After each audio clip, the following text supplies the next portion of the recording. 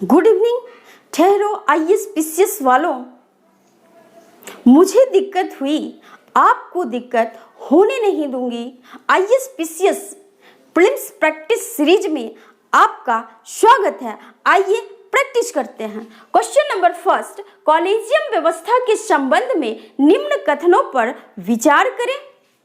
कथन statement A, सर्वोच्च न्यायालय द्वारा विकसित इस व्यवस्था का उल्लेख संविधान में है। स्टेटमेंट बी, यह सर्वोच्च न्यायालय के मुख्य न्यायाधीश और 4 वरिष्ठ न्यायाधीशों का एक फोरम होता है। स्टेटमेंट सी, कॉलेजियम की अनुशंसा राष्ट्रपति के लिए बाध्यकारी होता है। स्टेटमेंट डी, सर्वोच्च न्यायालय और उच्च न्यायालयों में न्यायाधीशों की नियुक्ति एवं स्थानांतरण हेतु राष्ट्रीय न्यायिक नियुक्ति आयोग अधिनियम 2015 बनाया गया।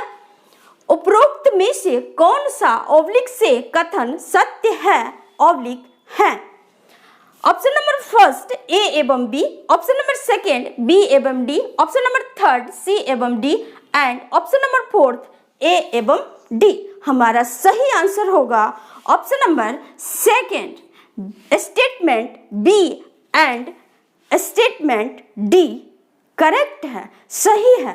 एंड स्टेटमेंट ए एवं स्टेटमेंट सी इनकरेक्ट, असत्य है, गलत है। तो क्यों?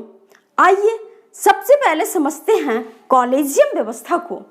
कॉलेजियम व्यवस्था सुप्रीम कोर्ट के द्वारा न्यायाधीशों की नियुक्ति एवं तबादले से संबंधित बनाई गई एक व्यवस्था है।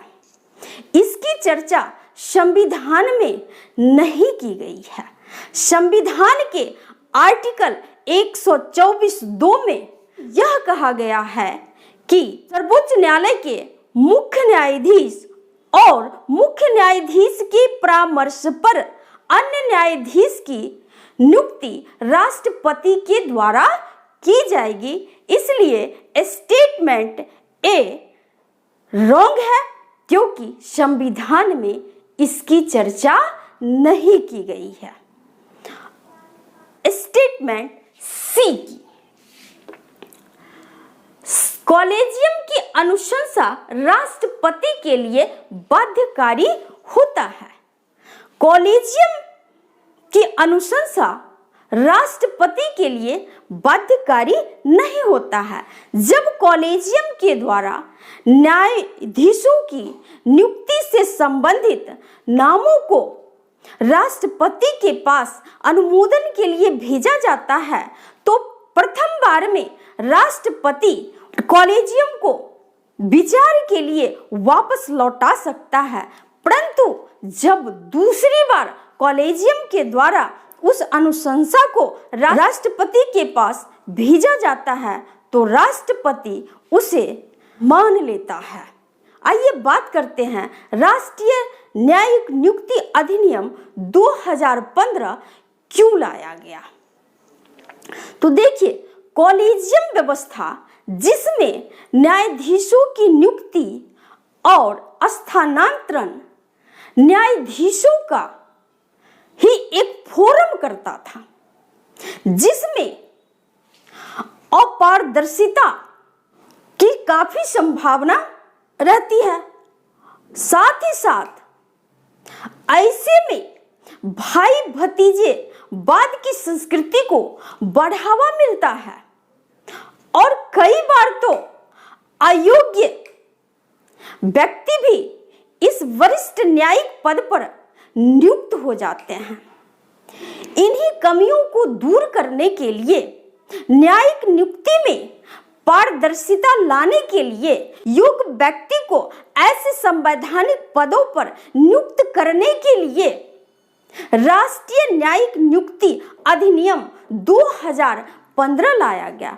परंतु न्यायालय में इस अधिनियम को यह कहकर चुनौती दे दी गई कि यह न्यायपालिका के कार्य में व्यवधान है, यह न्यायपालिका के स्वतंत्रता को प्रतिबंधित करती है।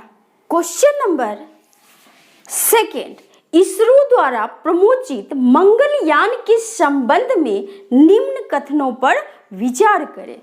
कथन स्टेटमेंट ए 5 नवंबर 2023 को इसरो द्वारा लॉन्च भारत का पहला मार्स ऑर्बिटर मिशन है। स्टेटमेंट बी भारत विश्व का पहला देश है जो प्रथम प्रयास में इसे मंगल की कक्षा में स्थापित किया। स्टेटमेंट सी रोसकोसमोस नासा व यूरोपीय अंतरिक्ष एजेंसी के बाद विश्व का ऐसा चौथा देश है जो मंगल की कक्षा तक पहुंच चुका है। के बाद भारत। स्टेटमेंट डी इस प्रकार मंगल की कक्षा तक पहुंचने वाला यह एशिया का दूसरा देश है। ओके, उपरोक्त में से कौन सा ऑब्लिक से कथन सत्य है ऑब्लिक है? Option number first A, B एवं C, option number second B, C एवं D, option number third A, C एवं D, option number fourth A, B, C एवं डी। हमारा सही आंसर होगा option number first statement A, B and C correct है, सही है, और स्टेटमेंट डी इनकरेक्ट है, असत्य है। तो क्यों? आइए समझते हैं।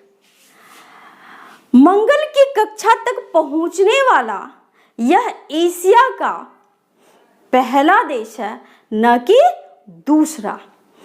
मिशन चंद्रयान 3 को 14 जुलाई 2023 को लॉन्च किया गया और 23 अगस्त को वह चंद्रमा पर लैंड किया। इसलिए आपको ध्यान में रखना है कि 23 अगस्त को राष्ट्रीय स्पेस डे मनाया जाएगा मिशन चंद्रयान 3 की सफल लैंडिंग के उपलक्ष्य में। ओके, और जिस स्थान पर चंद्रयान 3 लैंड किया उस पॉइंट को शिव शक्ति नाम दिया गया।